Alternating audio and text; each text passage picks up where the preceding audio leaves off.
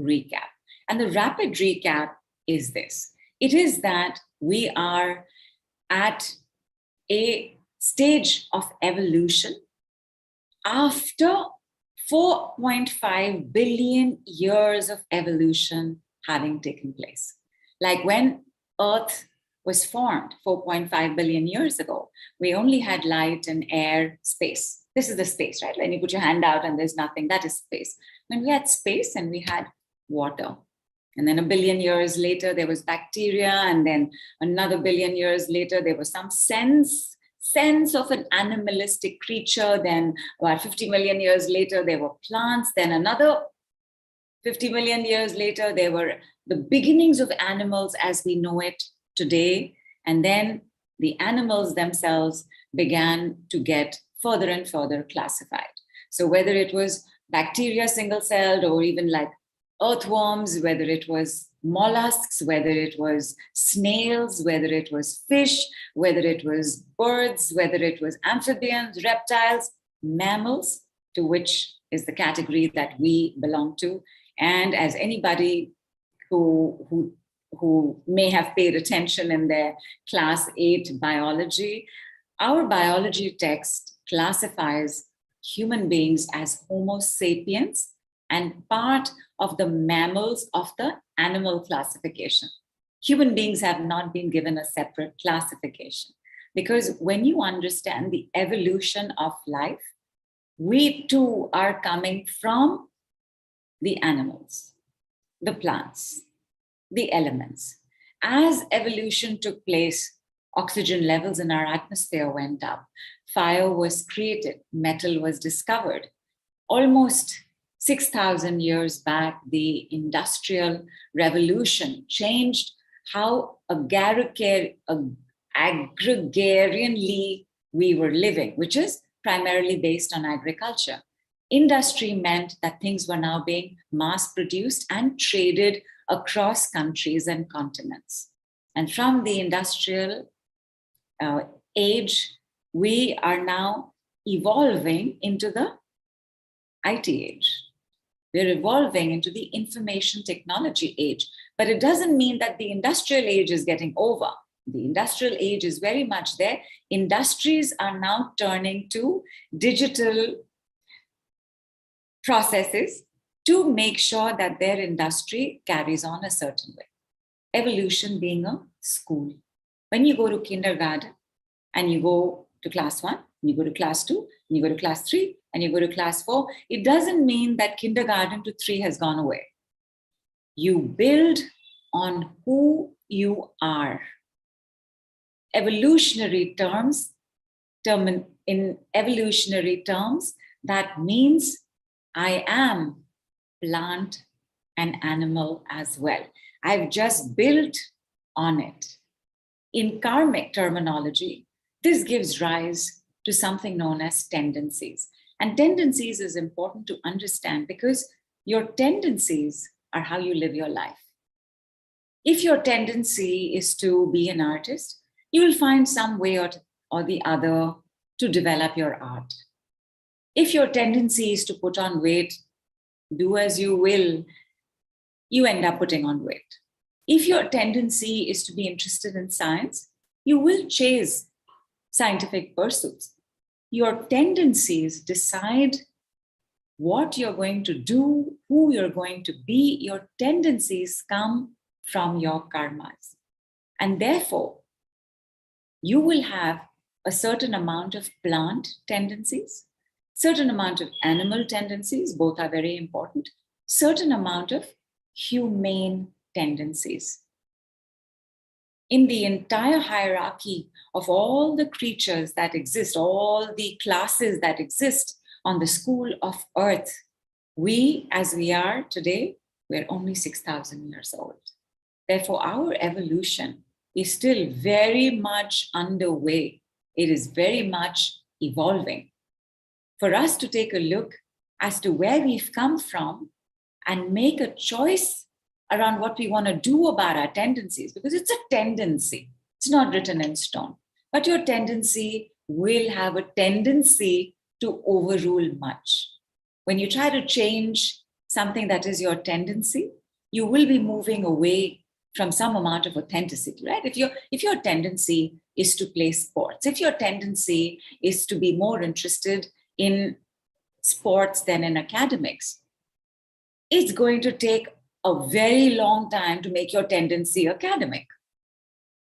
So some amount of academic tendency will come in, but you will always have to honor the tendency to be playing sports or being interested in sports. Your tendency is also your authenticity. Sometimes we look at somebody and we think, wow, what a life they have, like Beyonce is so lucky, she gets to travel, she's got this cool husband, they're like royalty in the music industry, but you can't sing at all.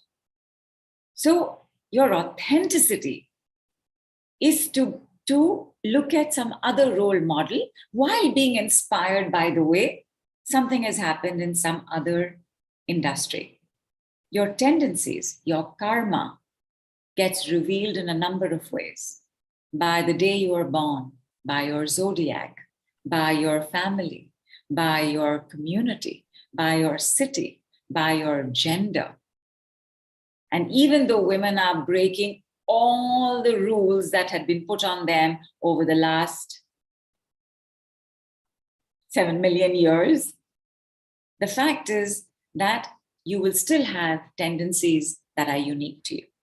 The reason we want to take a look at plant tendencies and animal tendencies is because in order to understand what karma is, you need to know where you're coming from and where it is that karma is trying to send you.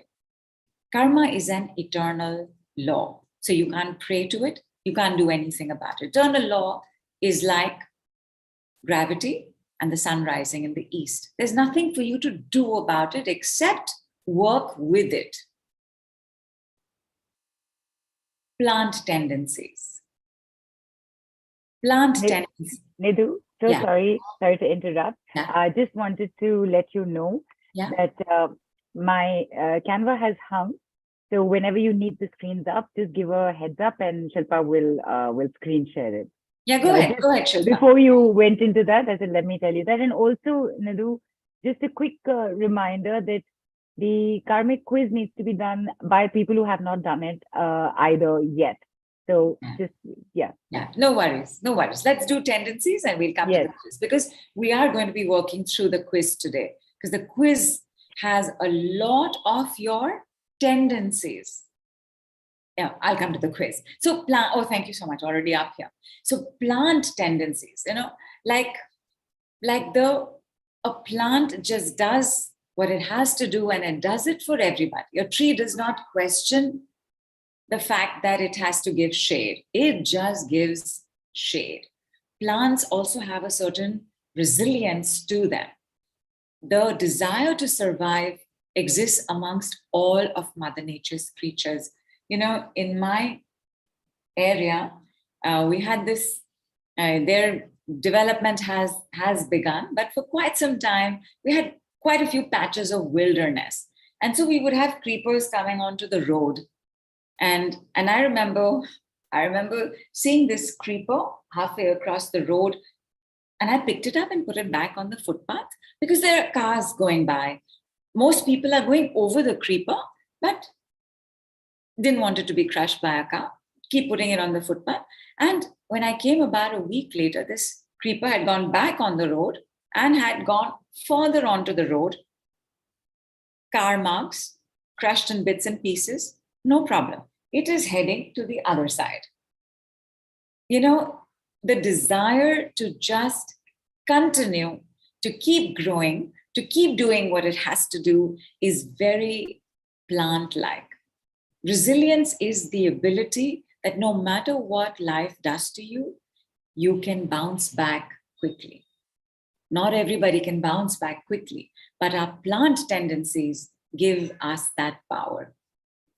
Because they are all nature-oriented, although some plants are meant for indoors, but they still need some amount of light. There's no plant that says, I only want to be in the darkness. Because they are nature-oriented, your plant tendencies will make you want to go out. How many of y'all love having plants? How many of y'all feel like I have to go for a walk? How many of y'all feel much better when you go to the forest and the mountain as opposed to the beach, for example? Your own attraction towards the plant kingdom will also tell you how strong your plant tendencies are. Do not complain much. Do not complain, meaning not the plants. Plants don't complain at all. But the tendency of a plant in you is that you have a desire not to complain much. You prefer not to disturb anybody else. You also prefer not to be disturbed. So you like very much that you keep your own problems to yourself, that you find ways to deal with it yourself. There is an independence to a plant person, to a plant tendency that makes you want to find solutions yourself. A plant has roots that will sink in and keep searching for that water, for that mineral, for that nutrient. It's not going to send off alarm bells. It will do its thing. It'll find its own solution. And that resilience, that independence, that need to be in nature, that stability, steadiness, sturdiness, is very plant tendency in us. Trustworthy and reliable. Are you trustworthy and reliable? You can always trust a plant. It will be there. It will do its thing. Unlike, say, animals or human beings. Do you know people who are trustworthy and reliable? Then they have good plant tendencies. Rooted for sure. The rooted is what gives the plant the stability, steady, and sturdiness. So when you have somebody who's like rock solid in your life, definitely coming from a plant, very big plant ancestry, could be coming from tree ancestry, because in the plant kingdom itself, there are many diversifications, right? You have plants, you have shrubs, you have weeds, you have hedges, you have trees. So depending on how they are, you will have a sense of their plant ancestry. And because plants in general do not require people, plants are dependent on what goes on in the universe. Sun, rain, water. They are generally not looking for people to do things for them, as are animals in the wild as well. They're also not looking for people to do anything for them, but that can make them a little people avoidant.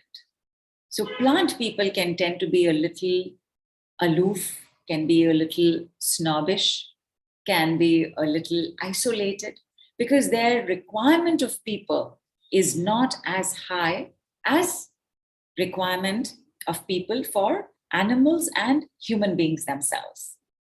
And God's grace is that understanding of how they function with everything that is available to them. If it's raining, they will behave a certain way. If it's not raining, they will behave a certain way.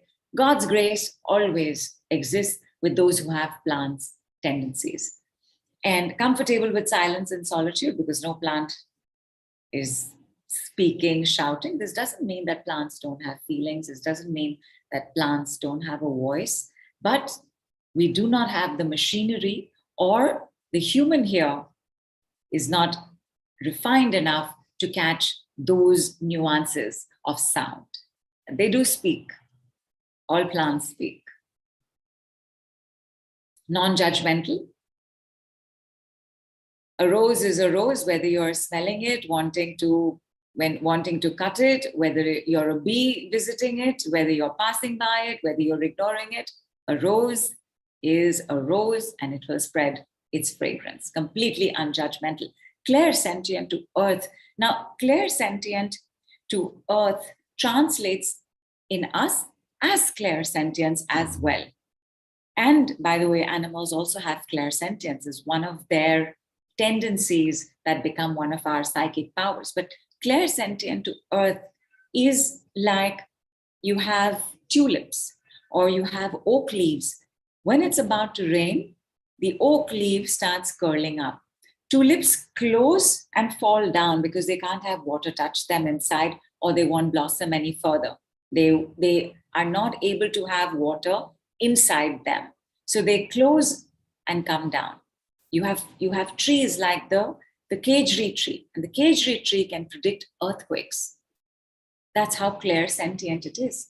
The caged tree, the caged tree is now being put in various parts of our country which are prone to earthquakes, because the caged tree's leaves, like you can see its color right now, it becomes paler. Like the tree becomes like a gray color signal. Yeah, so it has a color signal. So this clairsentience, and obviously, right, because they are grounded in earth, they're working with earth.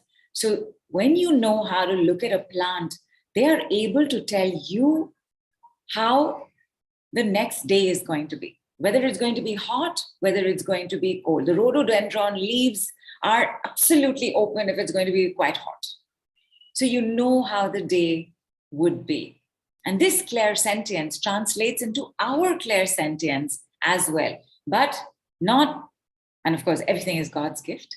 So not that, wow, I have this clairsentience. I have it because in kindergarten, I had this plant teacher. And from there, we evolved. And animal tendencies are the bigger part of our world. And you will see as you read animal tendencies, because animal tendencies have the ability, one, they have more choice, they have wider territory. The steadiness, stability, sturdiness, rootedness, groundedness of that person who has these, who comes from the plant ancestry, who has more plant ancestry. We come from both plant and animal ancestry. That person tends to be a little bit rigid and inflexible, right? That's the whole point of being rooted. That's the whole point of being steady and stable in one place. They don't like too many surprises. They don't like too many changes. They don't want lightning to be happening. And therefore, their sense of territory is underground. But for animals, their sense of territory is on the ground and continuously increasing. So, for example, the territory of a turtle is the ocean. I mean, what is that measurement of territory? The territory of a dog, the territory of a cat, the territory of a lion, the territory of a gorilla, the territory of a ram, the territory of a fish. You see, territories start becoming bigger, smaller, depending on where you are on the evolutionary scale. Because we have so much mobility, and by the way, we get our mobility from animal tendencies, from animal ancestry. Our territory can be anywhere, right? You can settle anywhere you want. You may have reasons not to, but you can settle anywhere you want. Movement is possible for you. For us as human beings, movement is also the ability to learn. Because if you're going to go to Rome, then you must learn French, Italian. You must learn Italian, right? If you're going to go to Rome, you must get familiar with their culture. You must get familiar with their food. So this may or may not be learnable, is the same as may or may not be movable, because in the animal kingdom, you also have the sloth. Sloth doesn't do anything. It just, wo wahin ke wahin pade rehte hain. It's just there. And we can be like that as well. Couch potatoes sometimes, right? Please don't talk to me today. Let me just be here in my t-shirt riding up my belly, my one leg over the sofa edge, my shorts, my torn shorts. Don't want to take a bath, don't want to do anything. Once in a while, we all have this, right? As a human being with this kind of animal ancestry, we want to be learning, moving all the time, except when we're sleeping. But even sleep is healing, which is why that's the one thing babies do the most, because healing is how you grow and growing is how you heal, and babies do both. So there is always movement. Your body never sleeps. Your body doesn't sleep till it's time to go to another adventure. Psychic powers. Oh, 8 psychic powers. And when Nilu saw this, Nilu was like, I am going to be asking you questions about these 8 psychic powers. Yeah, it was the first thing that popped out. I was like, psychic powers? 8 psychic powers? Waiting for the call, have to know. Right. We have 10 psychic powers. 2, 3 of these can be bunched into a couple of others. But if you kept them completely open, we have 10 psychic powers. 8 of these are from the animal kingdom. Which 8? When I tell you the 8 psychic powers, you will say, of course, it has to be. First of all, one more time, clairsentient to earth. When there is a drought, rabbits stop breeding. They are the world's most prolific breeders. They stop breeding. When the drought passes, they start breeding again. How do they know? And not like after the drought has come, 1 month after the drought has come, and now there is really no food. It's before the drought comes. Rabbits will hold back on their breeding. Insects start behaving very funnily before earthquakes. Birds start behaving very differently around meaning not that earthquake has happened and they're behaving differently, before it happens. Once on an island, and if somebody will Google search and tell me which island this was, on an island, a couple of researchers taught some monkeys to wash their fruit before eating. Because it was an island, there's the sea water there. They showed the monkeys how to take off the dirt from there. So the monkeys started putting their food, dipping the food into the sea water, into the plain water, then peeling it and having it. Barely some weeks later, neighboring monkeys on another island started doing the same thing. Incredible, right? Telepathy. Messages through water. Let me tell you the 10 psychic gifts we have. There is, of course, clairaudience. Clairaudience is sound. Do human beings hear better? Do animals hear better? Can your hearing match the hearing of your dog, who will come running to the door because he heard a footstep before somebody landed up at our door and rung our bell? Bats have extra, because bats send out a signal, and they have what is known as an echo chamber response. Like they have things pinging off from objects coming to them. So clairaudience, the ability to be able to hear properly, not properly, the ability to be able to hear divinely. Right? You've seen how the dog's ears perk up, right? If you're engrossed in Netflix, somebody has to come and tap us on our shoulder and give us a fright before we realize that they're there, right? But a dog will know. A dog can start growling because a dog, and I'm giving the example of dogs, but it is true for many other animals in the animal kingdom, especially the terrestrial animals, right? Clairsalience, the ability to smell with divine depth. Who can smell better than us? Please tell us. As in animals? As in the animal kingdom? In the animal kingdom. Who can smell Right. better than me? Anybody who wears better perfume. But, but in the animal kingdom, everybody smells better than me. Right. This is not my gift. It is a gift of evolution from my animal kingdom. There are animals who can smell the difference between poisonous and non-poisonous food. Cows can do that. The smelling ability of an animal also lets them know if it's a predator. So if you've noticed, sometimes the deer will come to a halt in the forest and put their snout up. Yeah, like sniffing the air. Sniffing the air. Is that a predator? Animals can also smell mates. Who over here has found their soulmate like that?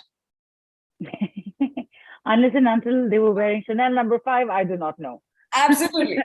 Absolutely. It is a gift from there. Clairaudience.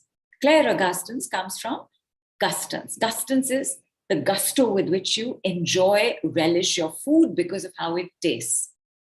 Clairaudience, clairaudence. The catfish, this lowly creature, black, looks like somebody put a tadpole on steroids. Bottom feeder. Catfishes don't come up. And all catfishes are required if you have tanks with a few fishes, because catfishes are cleaners. They are scavengers of the seabed. Bottom feeders, a catfish has 1,000,000 times more taste buds than human beings. Even cats have more, although cats don't have taste buds for dessert. So cats rarely eat dessert. A dog has at least 30,000 more. Right? And of course, dogs are also attuned to certain kinds of foods, right? Like, I remember we had one dog, small little Pomeranian he was, but God, he could sniff out the tiniest piece of chicken in a bowl of rice. Yeah, no, mutton. Mutton. Mutton. His nose would just go there. Gulp it, rice is sitting there. There was no way, how much ever we shredded it, how much ever we put it together, there was no way he was eating any of the rice. He would only have the mutton. Smell and taste. Flavor of the mouth. Clairaudience, clairsentience, clairsalience, clairaudience, clairvoyance does not come to us from animals. Because while insects have compound eyes and see more colors than we do, like insects can see, I think, 21 more colors than we can, or 50 more colors than we can, because our color is primary to the Vibgyor scale, right? The colors of the rainbow, the colors of the 7 chakras. So insects see many more colors, but they do not have a sense of clairvoyance. They cannot predict the future because of what they are seeing. So clairvoyance is ours. Clairempathy is ours. Because empathy is not something you get from the animal kingdom. It is something that comes from the angelic realm, the realm of humanity, humaneness. That if somebody is in pain and suffering, I have empathy for them. Animals have no empathy for the other. In fact, weakness in the law of the jungle is not allowed, which is why we as well can see somebody who's being anxious and weepy and get completely irritated. Like, oh God, what does this person need now? But all they are being is vulnerable. Vulnerability is frowned upon in the jungle. The vulnerable one is the first one who is going to be thrown out, or the first one who's going to be killed, or the first one who's going to die. Because the vulnerable ones weaken the entire pack. And therefore, there is no empathy. So clairempathy is also ours. And clairempathy is what gives you claircognizance. Claircognizance is how you know what you know without knowing how you know it. If somebody says, but how is it? Prove it to me. You cannot prove it. Claircognizance is ours. It is possible that animals have claircognizance, but they can't tell us, so we don't know.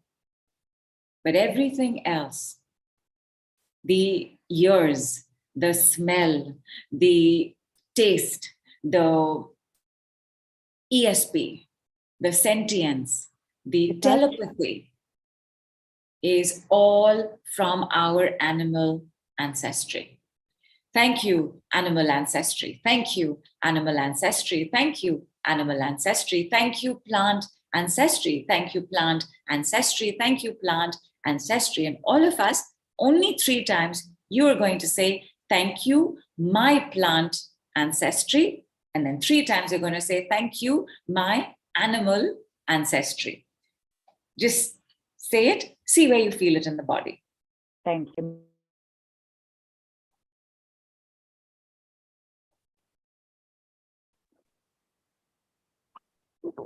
Nidhu, while people, there are, whenever you're, whenever you're ready to close in on the recap here, just let me know, because there are 2 questions, there are 2 things that have popped up for me that I definitely want to ask you. One is around judgment and one is around the humanity. So whenever it is okay for me to ask that, let me know. As soon as everybody is, let us know how it made them feel. Right. And also, when you were mentioning all these, there are all these are cases, these are facts that have happened. And I have them here. So just, there's all this behavior of animals, right? Before earthquake, you've already mentioned it. I'm just giving 1 or 2 examples. For example, in Japan, innumerable rats were seen every day in a restaurant in Nagara city, which suddenly disappeared on the evening prior to the Nobi earthquake of 1891. I mean, forget that saying of rats deserting a sinking ship. This literally, they did desert, except it was on land. Yeah, and dogs, as early as 1886, a seismologist named Milene, I'm not sure how to pronounce it, had mentioned that dogs escaped from the city of Talcahuano in Chile before an earthquake of 1835. Like escaped, they left. Yeah. Even birds, flocks of birds flew inland before the Chilean earthquakes of 1822 and 1835. Amazing. So, The appearance of cockroaches in the house. Here and there, maybe even if here and there you find one, also pay attention, because cockroaches come when there is negativity, and often if there is black magic done, then cockroaches can start showing up. They are not showing up because they brought the black magic. They're showing up actually because they can eat the black magic. They are trying to be there to make sure that your house is better protected, but their appearance will let you know that you got to get a check done. You got to get your house scanned. You got to get yourself scanned. You got to take a look at your general attitude in life as well. If it's becoming too negative, these creepy crawlies and cockroaches will start showing up in the house. Again, they come for us, right? Because they are also part of us. Like, we don't want to think we're part of cockroaches, but they are part of our animal ancestry. So they show up in order to make sure that things are easier for us at home. They show up to do whatever kind of cleansing they can do as well. Okay. So this thing, did I finish the full list of psychic powers? No. It's still okay. Sorry, full list of psychic powers. You did the clairsentient earth, telepathy, clairaudience, clairsalience, clairaugustinence, and you mentioned claircognizance, clairempathy, and clairvoyance, not coming from the animal kingdom, but from the angelic realm, the realm of humanity and humaneness, from where I would ask my question. But yeah, you mentioned 1, 2, 3, 4, 5. Clairsentient to earth, telepathy, clairaudience, clairsalience, clairaugustinence. Augustins. Telepathy as well. Telepathy I mentioned. So no, that's ESP. So ESP, telepathy. Okay. So ESP, telepathy, yes. So like I said, right, like some of these can be bunched in together. Like clairempathy, claircognizance can be bunched in together. Like the 2 that we have are clairvoyance and this claircognizance. Claircognizance, clairempathy go very much together.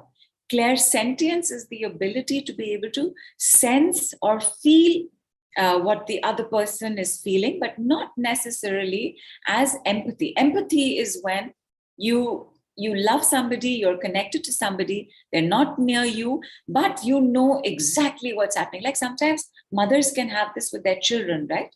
Like you're just suddenly, you get worried. Is my child okay? Is my child okay? Because the clear empathy of a mother makes you have a sense that something's not okay with your child. Although mothers also tend to be warriors and they can often feel like that randomly as well. But if the mother has clear empathy, she will know exactly how her child is doing. So these are 3, these are 8. So which two are left? We've got clairvoyance, ours. Clear empathy, clear cognizance is ours. Clairaudience is from there. Thank you.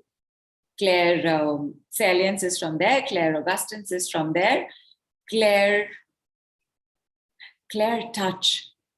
So clair touch is the most unusual clair and a psychic gift, where if somebody touches you or you touch somebody, you start seeing images from their lives, or you start sensing what they had for breakfast, or you start sensing what took place in their past lives. And this ability, right? Animals don't let you touch them mostly, right? You cannot pet a snake. Let's not be trying that. The sensitivity that an animal has to touch is unlike any other. Like, for example, you mustn't even touch butterflies, because the delicacy and fragility of their wings, because they carry pollen, is such that if you touch it, you can hurt and damage that butterfly's health. The evolution of that sensitivity to touch becomes our clair touch. It's right where, and again, not a very evolved gift for us, because it is not a very evolved gift for them, because they're not touching each other and making solutions and decisions. They are avoiding the touch because of their sensitivity. So for us as well, it is not highly developed. It's very rare that you have a psychic who touches you and tells you something. Although you can have psychics who ask you to bring objects from the person you want something from, because then they touch and they let you know what it is. But it is not highly prevalent. Like clairsentience. Clairsentience is way prevalent, because clairsentience is way prevalent in our animal ancestry as well. You wanted to know about judgment. I want to tell you about judgment. So judgment, judgment and judgmental. So, because for us as human beings, the moment the word judgment, first, another judgy thing, only the first reaction is like the judgment, right? Yeah. So, judgmental much. Yeah. And we don't like it. We don't like being judgmental. The animal tendency, it comes from the purest part of judging. Now, you made a judgment to be on this call, right? You weren't judging, but you made a judgment. You evaluated, you gauged, you made a choice. And animals can do that, right? Like our dog, judging where that mutton is, refusing to eat the rice. And that ability to evaluate, is this place safe for me? Do I have to play possum with my tail between my legs with this alpha male? They have that ability to judge because their survivor instincts are even bigger than animals, because they have an evolved system of fight or flight. They have more intelligence. They have a bigger, more obvious brain. And that allows them to gauge a situation. Am I going to run? Am I going to bark? Am I not going to bark? Am I going to wag my tail instead? That gauging and ability to gauge, which is the best way to use this power, becomes in us a judginess, where I judge, where I have opinions on everything that I've never even done, Never cooked in my life, but I'll tell you how to make a dish. Now that's very judgmental, like highly opinionated about things that have no business having opinions on. When you judge somebody, judgment requires that you're able to evaluate many points of data, their past, their present, how it was in the morning for them, how it was 20 minutes back, how they have been for 10 years. You can meet somebody who's just lost their head in a metro and think, my God, these people, they just don't know how to behave themselves. Gosh. And you don't know that this has been one of the kindest people for all of his life, and just that morning lost his computer. When you judge, you will never ever get it right, because at no point will you ever have all points of data to make that judgment. You always want to pull back on the judginess and use the purity, the sattvic part of judgment, which is evaluate. What is the thing to evaluate? How must I respond to this person? Empathy, dharma, we'll come there. We'll come there. And there's still some, I think we still have some points left in the animal tendencies. Are we going to go through that? Yeah, let's go through that. But everybody, how did it make you feel to say thank you, my plant ancestry? Yes. Thank you, my animal ancestry. Right. So S. Chaudhary wrote, felt the gratitude for plant ancestry in my heart and for the animal ancestry in my head. Nice. Chandrika writes, some whitish light in the upper body after thanking animal and plant tendency. Nice. Yati said, it's a question. So by connecting with specific animal or plant kingdom, can we develop their psychic abilities? Interesting. Yes, you can. In fact, everybody, close your eyes.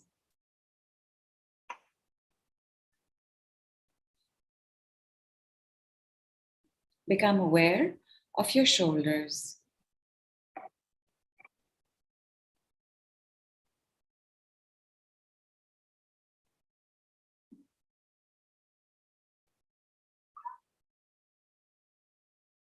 Become aware of the seat of your chair, where your bum is.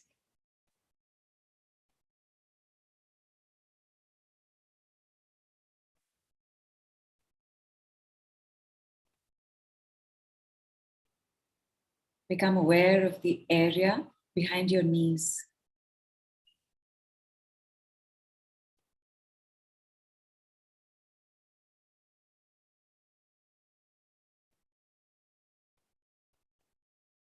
Become aware of the soles of your feet, whether they're on the ground, whether they're in a sandal. Become aware of how the connection between the soles of your feet and whatever they are on is. Is it warm? Is it cool? Is it prickly? Is it smooth?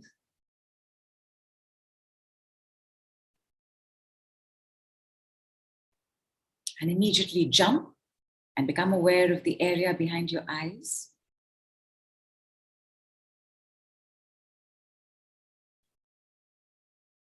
In the area behind your eyes, either a name or a sense or even a vision of an animal comes.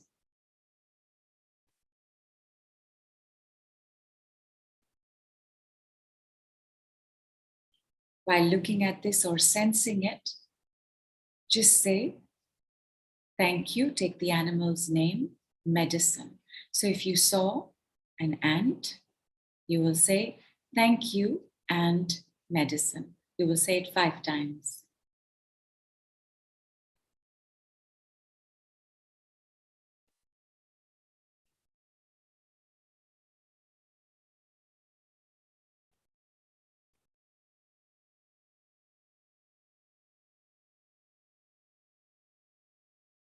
Gently open your eyes halfway. Blink, blink, blink, blink. Open them fully. Blink, blink, blink. Have water.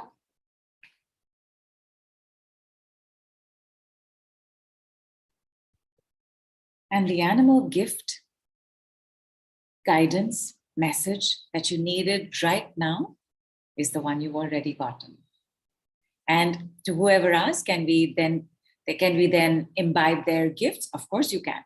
You will just say thank you, dash, medicine, and you will see that the qualities of that particular animal will start showing up for you as well.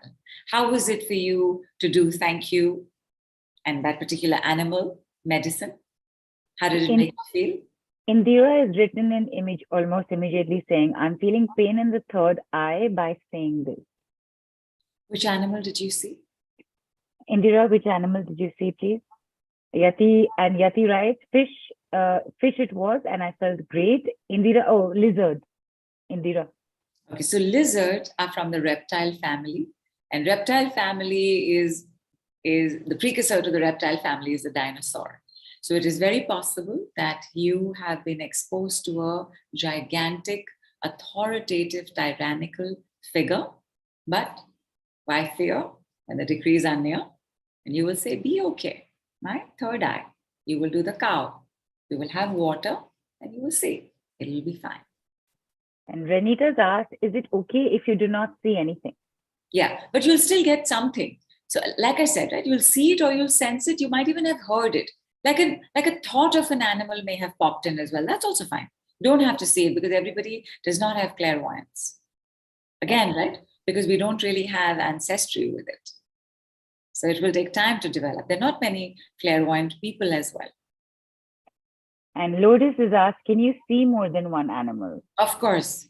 And you thank you accordingly, right? Okay. So Poonam saw the swan, Kavita fox, Indira says there's a burning sensation also. Jolly says a cow, feeling tingling in the third eye. And Indira, says burning in my feet. Excuse me. Interesting. Parul says, I saw black cat, felt pain in backbone. Word that popped up was protection. And by the way, I mean, this is irrelevant to this, but Black Cat Commando. That's true. That's true. Hello, Panthers. So it felt so good to thank a white owl, says S. Chaudhary. Beautiful. Jayashi says, how about cat? Yeah, sorry, please go ahead.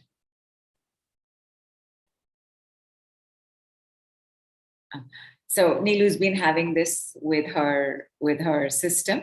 It tends to hang. But thank you so much for whoever said white owl, because it reminded me that all our gods and our goddesses have a plant and animal associated with them. They have weapons as well, but they all have a plant and an animal associated with them. Till Nilu comes back and reads out your other text, people remember, be okay, my. So, if you've got a distressing symptom, and by distressing, I mean something you can't bear. Everything is not a problem. So if you have something, you'll use be okay, my. You will even say, you are healing, it is healing. You are healing, it is healing. And you have the cow system as well, and you have water always. Anytime things are too much, 2 glasses of water will change the flow completely. All right. Shilpa, can we have the animal tendencies back? So the other thing that happens in the animal kingdom, which is one of the things that impacts us a lot, is that animals, a few limited sects of mammals, elephants, dolphins, I think the blue whale, and I think even the killer whale, have some sense of family where they nourish, nurture, and they bond with their young, right? Schools of fish stay together. They make sure that there is a sense of group and tribe for the young ones. But for the most part, animals do not care for the young. They have no connection with the young. Mammals are the species where young ones are born and can be suckled. And therefore, the desire for connection is very strong in mammals. But mammals aren't a very big part of evolution. All the other species, and the other species lay eggs. Yes, they sit on their eggs, they warm it, etc.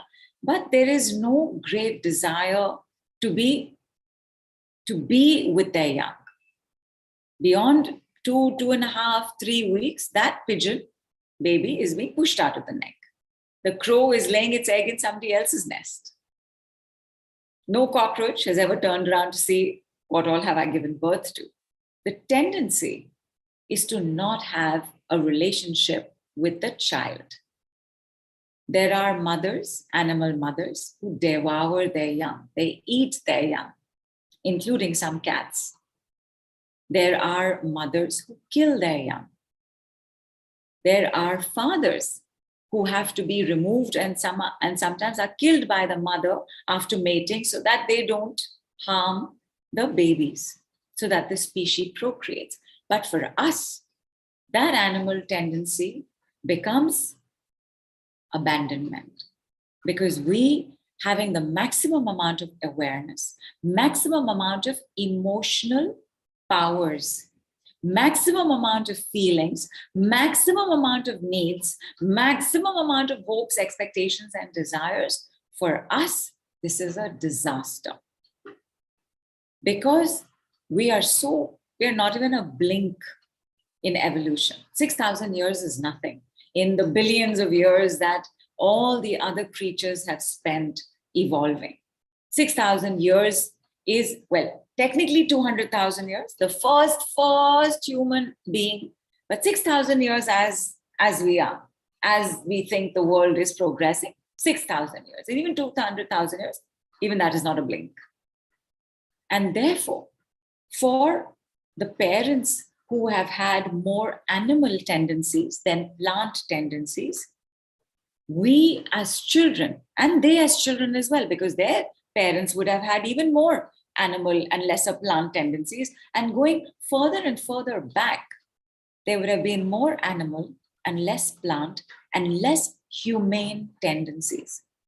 The wound of abandonment is across all of humanity. There is nobody who can speak of a healthy, happy, harmonious family. Nobody. Oprah Winfrey has gone on record to speak about her problems with her mother. And after, I guess, people must have said, her peers must have said, friends must have said, yeah, her team must have said, no, you must try again, you must try again. As an adult, she did try to go back and speak to the mother. And I think it was shot and shown as well. Nothing doing. The mother couldn't care less, had no desire to reconnect with her child. And that is not the mother's fault, because when we were born in the human body itself has not evolved to a point where we can hold so many angelic frequencies, so many humanitarian tendencies. And one of the things I brought up on Monday was when Moses needed guidance on what to do with these millions of people at the bottom of Mount Sinai after having crossed the Red Sea and having to bring in society. The 10 commandments in the Bible aren't be good to each other. They aren't be nice to each other. They are, thou shalt not kill, thou shalt not steal, thou shalt not covet, thou shalt not commit adultery, thou shalt not take the Lord's name in vain. And what that really meant was that you don't make other things God. Don't make money God. Don't make people God. Don't make lust God. Don't make love God. That God is God, and only God must be on that pedestal. Because the organizing of society was the suppression of animalistic tendencies and the evolution and upgrade of humanitarian tendencies.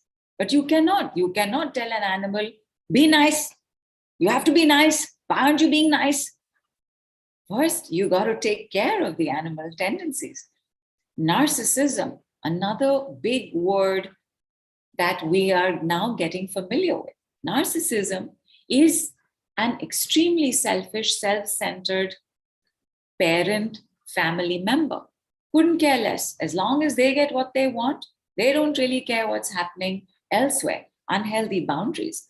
Animals have no sense of, if an animal could go from here to Delhi, An animal would go from here to Delhi. They have no sense of boundaries. They have no sense of sexual boundaries. Incest.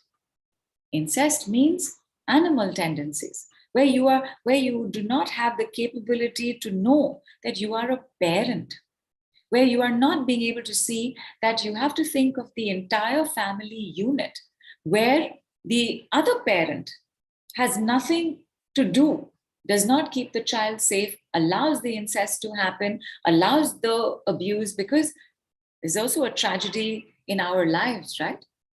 Almost 9.9% of sexual abuse is by somebody we know. 9.9 times when we've gone back and told somebody this has happened, it has been rubbished for us. It has been cast aside. It has not been given credit. 9.9 times we have been so ashamed, we've not even gone to bring it up with somebody. And this, again, right? Why must an adult do this? Or why must somebody bigger, larger than us do this? Predators. Everybody, women, you know this word. Predators. Look at the word, right? What do we call a thief? We call them prowlers. Who are prowlers? The cats in the jungle. Again, the identification of the animal tendencies. Sibling rivalry. Why shouldn't I have shared more with my sister? I'm older and we are amazing now. I mean, there's no way we will receive without making sure the other has shared, but it wasn't like that when we were growing up. Why didn't I share more with her? Why couldn't I give her? Why must a parent have to come and explain, you must share, you must learn to share, it is not good, you are so selfish, what about the children in Africa? Because that humanitarian, humane tendencies of us are not yet fully developed. What is karma? Karma is the move from animalistic tendency to humanitarian tendencies. Just as there were the 10 commandments for the organization of society, karma as an eternal law was brought into existence so that we moved more towards the light, more towards understanding, more towards co-creating with each other and with the universe.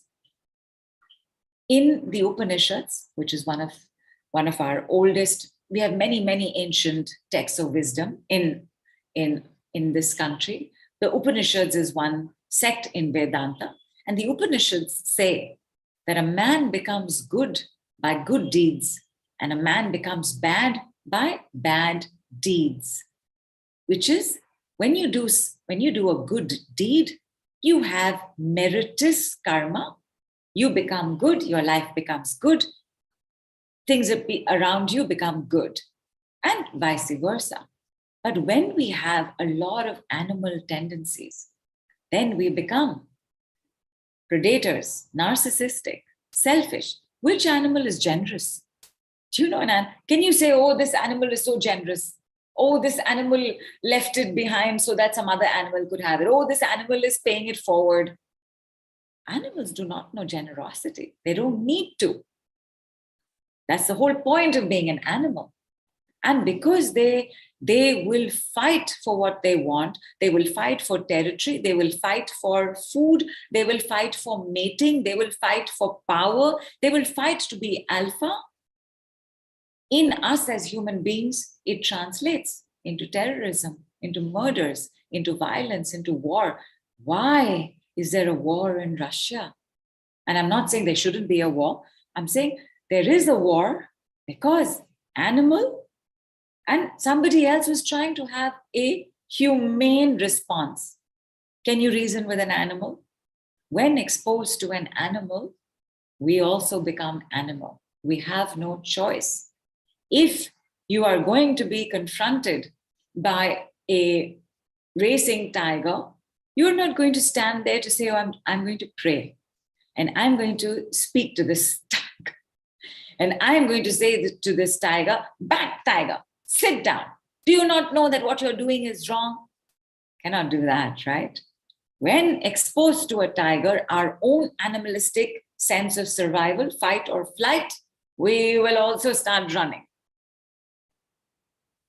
And like we spoke briefly on Monday, this is also why when we are faced with animalistic people, and animalistic people are the tyrants, the bullies, the abusers. When we are faced with them, it doesn't cross our mind to leave because we also become animalistic. Then for survival, either we start dressing down, either we start removing all our own choices and our freedom so that we are safe when around them, or we also start getting into battle with them wherever we can. We fight, we flee in becoming small. We play possum, we play dead, we become victims, but we don't use our two legs and our hands and our eyes and our brain to make a phone call, get help, get support, and get out. As a human being, isn't that what's logical? And yet, we don't leave.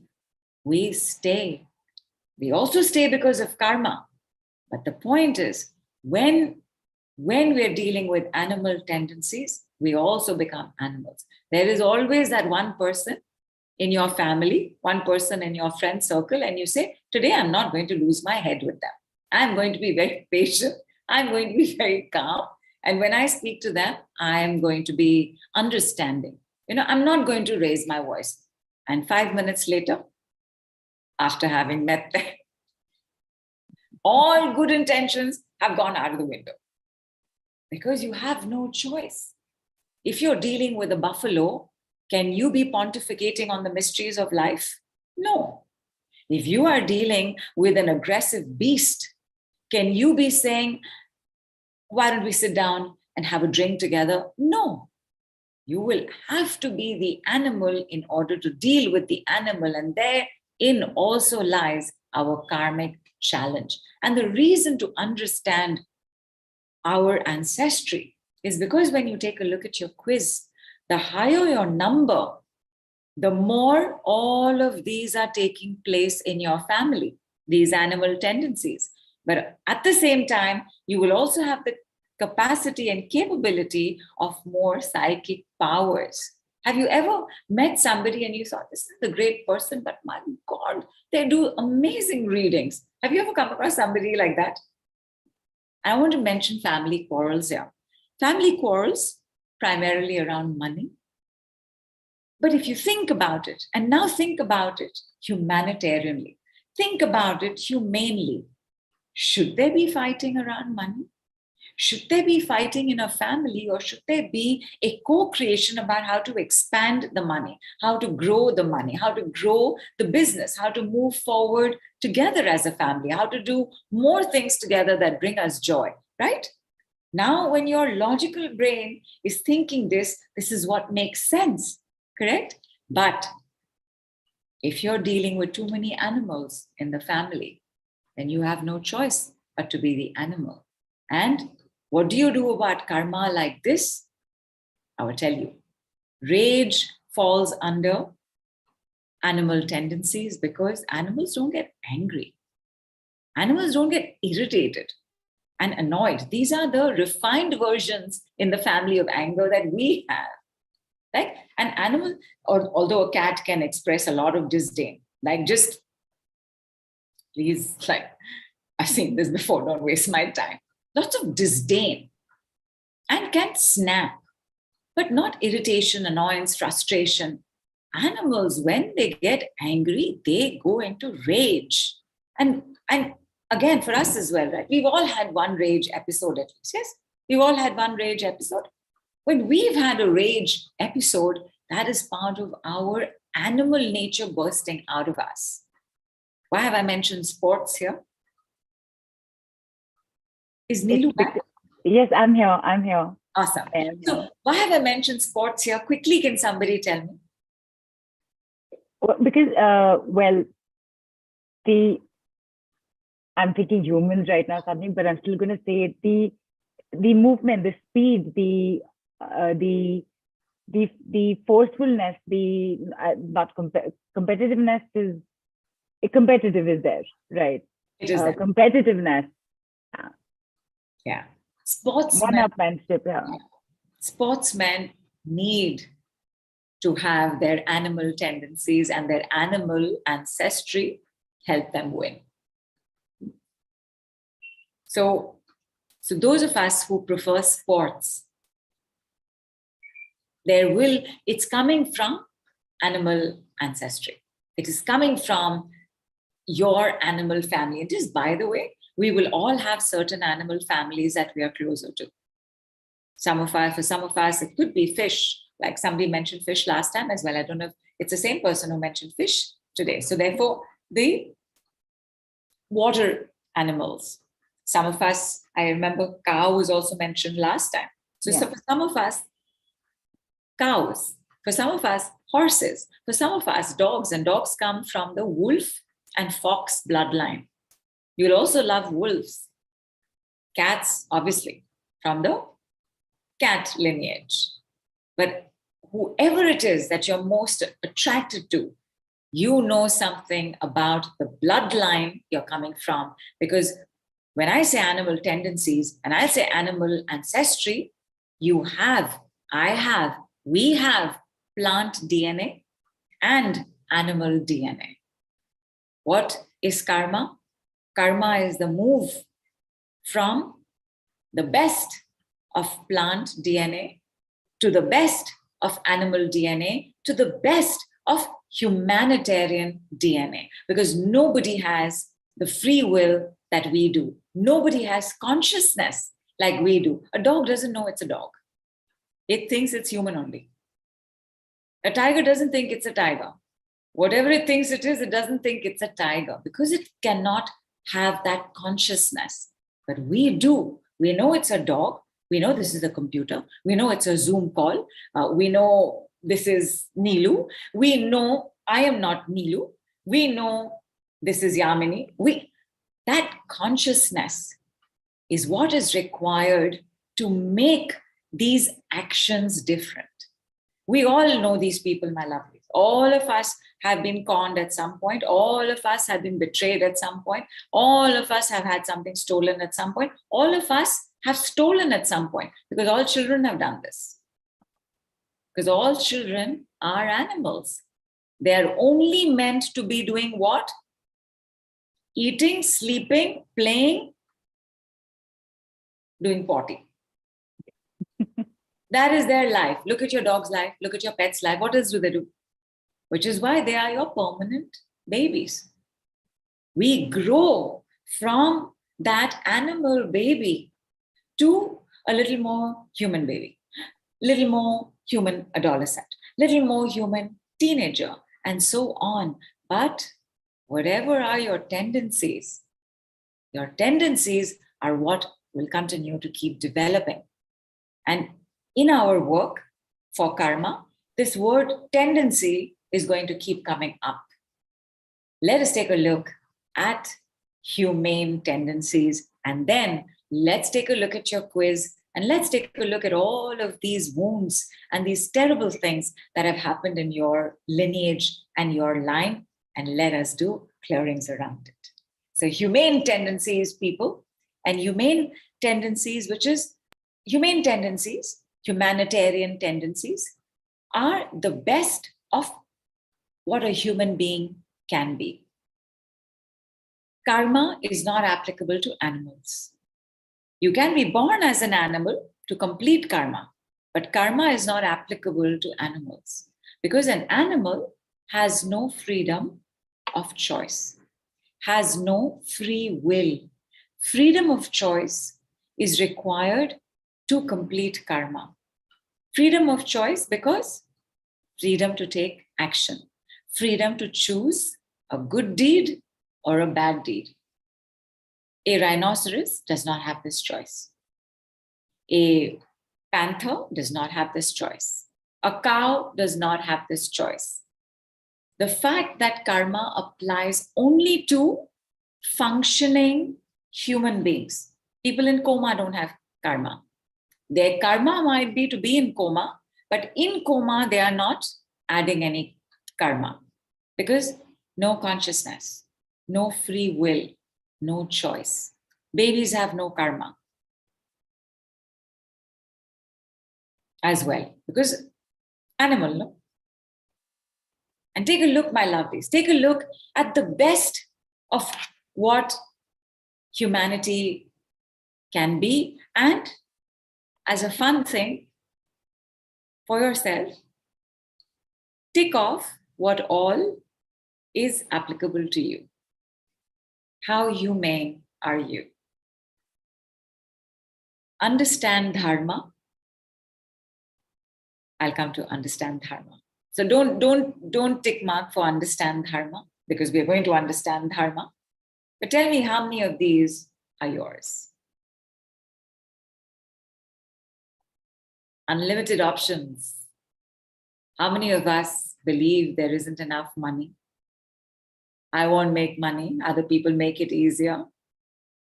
How many of us have changed behavioral responses in the last 25 years? That first I used to lose my head, now I don't lose my head. First I would